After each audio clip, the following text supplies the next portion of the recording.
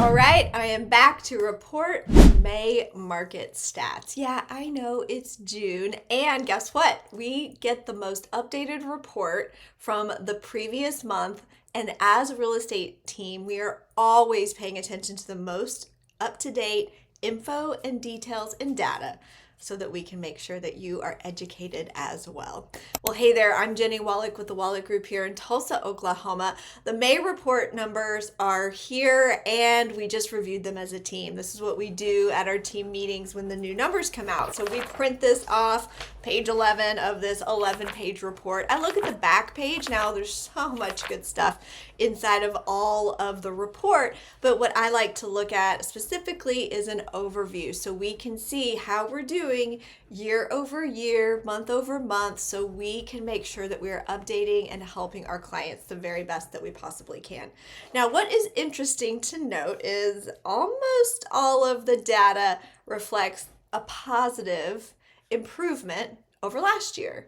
And yeah, there are some that aren't so great. So let me dive into it. So first up, congratulations, Tulsa MLS. You are up 6.39% over last year at this time. Year to date, we have had more homes sell in 2026 than 2025. But what is interesting is it's not that huge of a number, but it's still a positive number. And that's what really matters at the end of the day, right? More people are moving when they are wanting to make a move. Now, the pending sales are up dramatically. That is super exciting. That is 11.51% over last year. Now we just got to get them all to the closing table. And if I can, I'm going to pause right here because markets are always changing and it's always going to determine whatever is happening in the current market may then reflect on or will then reflect on the negotiations and the power inside of a transaction. So when I see that pending sales are up, that is amazing. And we're also seeing that it is so much tougher to get the property from under contract day to the closing table. And why is that? Well, there's a lot of things that are still happening inside of the pending process that could cause some cancellations or some challenges or renegotiations. For example, of course, a buyer per the contract has the right to obtain an inspection. And in that inspection period, typically 10 days, they have the right to cancel the contract for any reason that they choose. Hopefully it's attached to the inspection period, which it should be, but they still can cancel and get their earnest money deposit back. So that's just a note for buyers and sellers. That period of time is important. It allows the buyer to do investigations to confirm that they would like to move forward. Now, the other thing that's happening is that in this inspection period, buyers are, in today's market, asking for repairs to be made. This is important because in different markets, like in the recent past, you could have bought or sold a home and there might have been no concessions given as far as even closing costs are concerned, and likely being sold as is, and that's it, no repairs whatsoever. And so that shows you over time when the market shifts a bit of who has the power.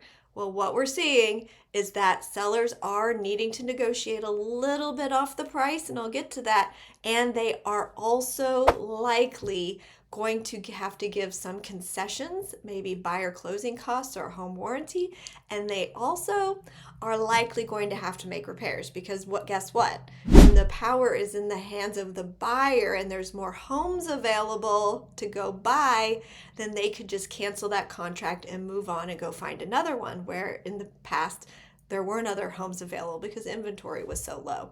So this is just a reminder, although pending homes are up, we have to wait and see how many of those actually close. I'm going to have positive vibes that they're all going to get to the closing table, but we know that's not always the case. All right, other things to note is that new listings are up a teensy weensy bit, not a ton, just 0.9%. So that's not a lot. Still leading to us to believe and to feel that when homes are in good locations, priced correctly, and in good condition, they are still selling. And so we do still need more inventory for our buyers to purchase in certain areas and price points and all of that. Okay, the other interesting thing to note is we always are going to look at the average listing price and the sales price. And then we want to see where did the sellers actually end up, because we can always have high hopes of getting the most amount of money, but the market soon enough will tell us if that price is actually correct based on today's market. And so what we see in this summary report is that the list price sales price ratio is 98.39%. So that tells us the seller may need to negotiate a little bit off the price. But as we talked about as a team today, and we looked at our current pending properties, we have 15 of them pending, is that those that are obtaining a mortgage, we are seeing that buyers are asking for closing costs.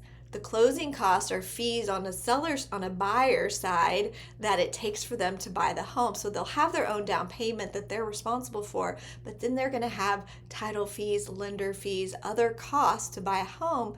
And this is when they are asking the seller to pay those on their behalf. So although it looks like from this big number, sellers just need to negotiate maybe 1 or 2% off of their listing price, but who knows how many price adjustments were done before it got to that number, then they also inside of that are likely paying closing costs. And today's closing costs a buyer is asking for, depending on the price, of course, could be $6,000, $8,000, $10,000. So something to take into account whenever thinking about your pricing strategy is sometimes it might even be a little bit more strategic to price just at or a teeny bit below the market to then push up the price in certain areas and price points. That could be a smart strategy. Of course, we'd always want to take a look to help you out. Now, the other thing to note for our monthly market report and update is that the average days on market has increased. So this is a positive number that isn't necessarily a great number to have as a positive. In fact, the average days on market from last year this time was 44.62 days, and this time current market data for us is that it's at 49.91 days. And pause. I'm going to always remind you that this is the active on the market day to the day the home goes under contract. So it is taking almost 50 days. So that's a month plus some if you do it, look at a calendar, right? So we've got 50 days that it's going to take from the day you go active to the day you go under contract. And guess what? There's the pending period. Remember, I already mentioned the inspection period is the first 10 days. The lender is doing all of their work, gathering the numbers and the information from the buyer. The appraiser is going out and confirming the value. The title work is being updated so that it can transfer from the seller to the buyer.